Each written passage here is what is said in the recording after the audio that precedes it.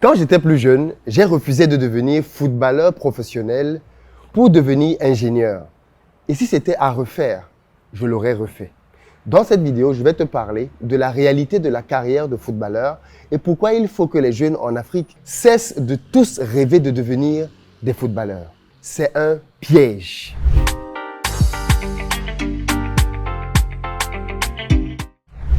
Salut à toi, bienvenue sur ma chaîne, moi c'est Philippe Simo et ici je te parle de business, de gestion des finances et de mindset parce que c'est grâce à tout ça qu'on va faire développer notre communauté. Pour participer à cette belle aventure, tu t'abonnes et tu actives la cloche des notifications et puis surtout, tu partages massivement toutes nos vidéos. Pour ceux d'entre vous qui êtes en Côte d'Ivoire ou qui arrivez prochainement à Abidjan, vous pouvez nous contacter pour avoir un logement mais aussi un véhicule à votre disposition pour vous permettre d'avoir un séjour sécurisé en terre ivoirienne. Pour ceux d'entre vous qui veulent investir, vous pouvez nous contacter pour vous permettre d'acheter des maisons pour vous-même ou alors pour des investissements. Tout ça est disponible dans la barre de description. Et enfin, pour ceux d'entre vous qui ne le savent pas encore, les inscriptions sont désormais ouvertes pour Afrique et Diaspora édition 2 qui se tiendra du 30 septembre au 1er octobre à Paris, au Palais des Congrès de Paris, dans un lieu mythique pour parler de business et de retour en Afrique. Cette année, ça va aller très vite. Je compte sur vous pour réserver vos places, d'autant plus que vous avez une grosse promotion en ce moment. Mais avec le temps qui va passer, les prix vont bien évidemment être augmentés au fur et à mesure. Donc, réservez vos places maintenant et partagez l'information autour de vous. Aujourd'hui, je vais revenir dans un épisode très important de ma vie. On est en 3e, j'ai 15 ans et je suis confronté à un choix. À cette époque-là, le football n'avait pas le vent en poupe comme c'est le cas aujourd'hui. Et mes parents sont face à un dilemme. Il leur est proposé que j'intègre une école de football, la KSA, Kadi Sport Academy. Pour précision, c'est l'école notamment qui a formé Samuel Eto'o-Fils. Et à cette époque-là, mes parents sont dans un dilemme. Est-ce qu'il faut que notre enfant arrête ses études pour devenir footballeur professionnel ou alors qu'il continue simplement ses études? J'étais en 3e. Mes parents vont y réfléchir, ils vont être dans le doute et ils vont me poser la question. Est-ce que tu voudrais devenir footballeur professionnel et intégrer la Kadi Sport Academy, qui est une école prestigieuse, ou du moins qu'il était à cette époque-là, ou alors simplement continuer tes études et aller en seconde C, mathématiques?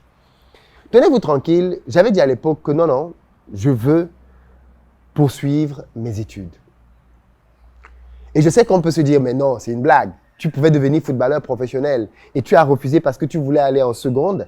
Oui, c'est ce que j'avais fait comme choix. Ça pouvait paraître naïf à l'époque, mais dans mon entendement, les footballeurs, c'était des gens illettrés. C'est comme ça que je comprenais les choses. Parce qu'en fait, la plupart des personnes qui allaient faire une carrière de football n'étudiaient pas, arrêtaient leurs études très tôt et se lançaient à la quête du football. Et avec le recul aujourd'hui, je suis très heureux d'avoir pris cette décision. Je suis très heureux que mes parents aient accepté cette décision parce que bien évidemment, ils auraient pu décider le contraire. Non pas parce que je suis simplement devenu ingénieur, mais parce que j'ai davantage pris connaissance de ce que c'est que les réalités du monde du football. Très peu d'enfants qui veulent devenir footballeurs savent que moins d'1% vont y parvenir. Regardons les statistiques. Moins d'1% de ceux qui décident de se lancer dans le football parviennent à devenir footballeurs. Ça veut dire que la probabilité que votre enfant devienne footballeur est tellement faible qu'elle n'est pas très loin de la probabilité de gagner au loto. Vous imaginez? Gagner au loto, c'est quelque chose de tellement peu probable. Et bien, devenir footballeur professionnel l'est tout autant. Ou peut-être pas très loin de là. Moins d'1%. Prenons par exemple le championnat français sur lequel il y a des statistiques et des chiffres véridiques. On a 2 millions de personnes qui ont des licences en France. 2 millions. Dans les 2 millions, il n'y a que 1100 footballeurs professionnels. 2 millions de licenciés, 1100 footballeurs professionnels. Quand on parle de footballeurs professionnels, on parle ici de personnes qui vivent au travers des revenus que leur génère leur carrière de footballeur. 1100 sur 2 millions. On est à moins d'1%. Moins d'1%. C'est juste choquant. Mais dans les 1100, ce qu'il faut savoir, c'est qu'il n'y a qu'à peine 5% qui ont une carrière phénoménale. Moins de 5%. Donc, quand on entend parler de Messi, de Ronaldo, de Mbappé, de toutes ces stars-là, ils représentent moins de 1% dans les 1100. Ceux qui vivent confortablement de leur football représente à peine 5%. Il faudra maintenant revenir à la probabilité. C'est-à-dire que dans les 2 millions, il n'y a que 1100 qui parviennent à devenir des footballeurs professionnels. Dans les 1100, il y en a à peine 100 qui deviennent de véritables stars. On est donc d'accord que c'est une carrière qui est très difficile, qui est extrêmement sélective. Maintenant, ce qu'on ne dit pas aux jeunes, c'est ce qu'il advient de tous les autres qui ne réussissent pas à devenir des footballeurs professionnels. En Europe, en Occident, il existe les parcours sport-études qui font que quand quelqu'un échoue dans le sport, il peut se reconvertir dans les études. Dans nos pays, ça n'existe pas. Alors en théorie, on vous dira que ça existe. Mais dans la pratique, vous connaissez combien de footballeurs chez nous qui ont eu leur bac? Combien? Très peu. Très peu ont eu des bacs. Or, le bac te donne accès au monde universitaire et à tout ce qui peut être diplôme supérieur. Voilà pourquoi la plupart des footballeurs chez nous terminent très mal. Parce qu'ils n'ont aucune formation. Ils ont tout misé sur le foot. Et je me rappelle encore de mes camarades qui avaient choisi le football. Beaucoup d'entre eux sont devenus misérables. Parce que d'un, ils ont passé l'âge où ils pouvaient faire des études et ils ont raté dans le football. Certains ont eu des blessures et ça les a complètement brisés. On ne parle pas de ces réalités-là.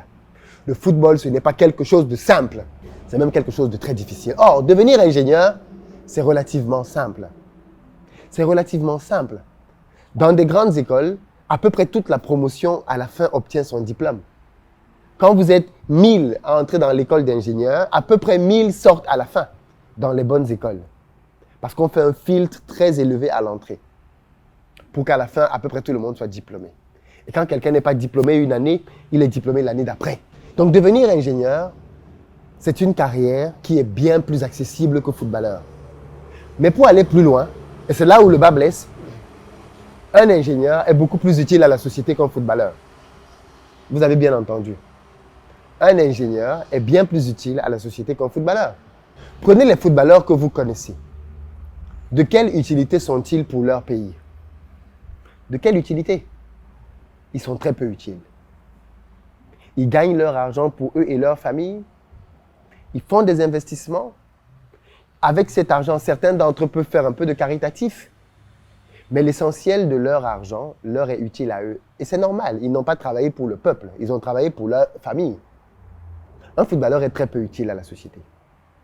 Un ingénieur, en revanche, résout les problèmes du quotidien.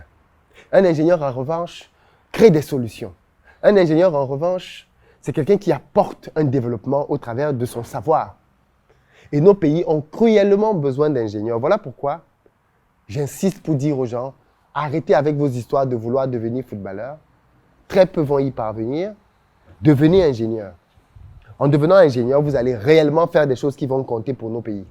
En devenant ingénieur, vous allez réellement avoir un impact dans nos pays.